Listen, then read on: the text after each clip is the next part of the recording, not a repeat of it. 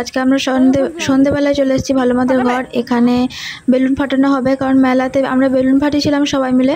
তো সেখানে দেখে পিগলুর ইচ্ছা হয়েছিল যে ঘরেও আরও ফাটাবে। তো সেজন্য জামাইবাবুকে বলে গুলির ব্যবস্থা হয়েছে, বন্দুকের ব্যবস্থা হয়েছে, তারপরে বেলুনও সাজিয়ে রাখা হয়েছে। তারপর একে একে আমরা সবাই ফাটালাম। বাবা ফাটিয়েছে, পিগলু ফাটিয়েছে, আমি ফাটিয়েছি, দাদাও ফাটালো কিন্তু পারলো না। তারপর পিসমশাই ফাটিয়েছে কিন্তু পিসমশাইও পারে নাই। আমি তো একটা প্রথমে ফাটালাম, ওটা আন্দাজেই ফুটে গেল। তারপরে আবার ফাটালাম, ওটা নিশানা করেই ফাটলো।